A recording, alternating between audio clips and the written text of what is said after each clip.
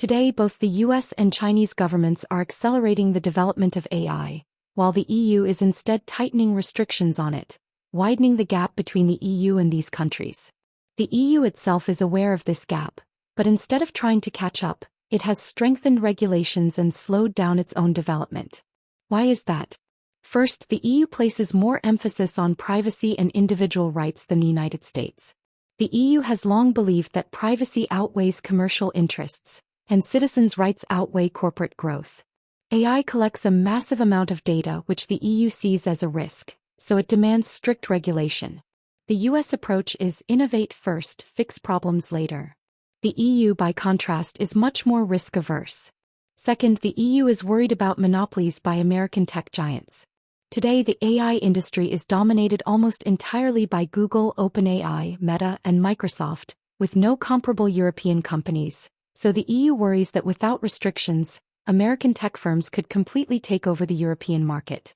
As a result, the EU uses strong regulation to protect its own business environment. Third, European society and culture lean much more toward cautious and conservative technological development when compared with the US.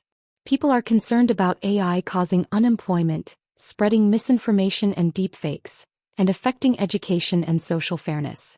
Pressure from European voters also pushes governments to enact stricter regulations that limit AI development.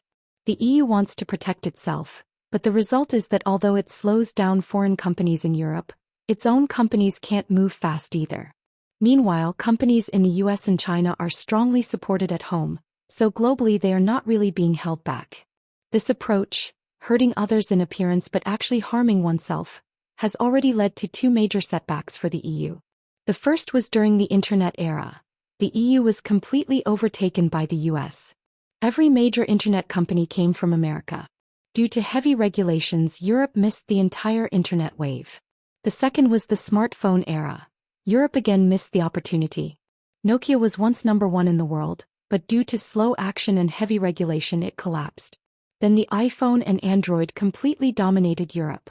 Now, facing artificial intelligence once again, the US and China are sprinting ahead, while the EU is repeating the same mistake, spending large amounts of time discussing risks, ethics, and regulations. If things continue this way in the coming AI era, EU countries may lose independent control over their national data, digital infrastructure, key technologies, cybersecurity, and cyberspace, and will instead be forced to rely on foreign companies or foreign governments.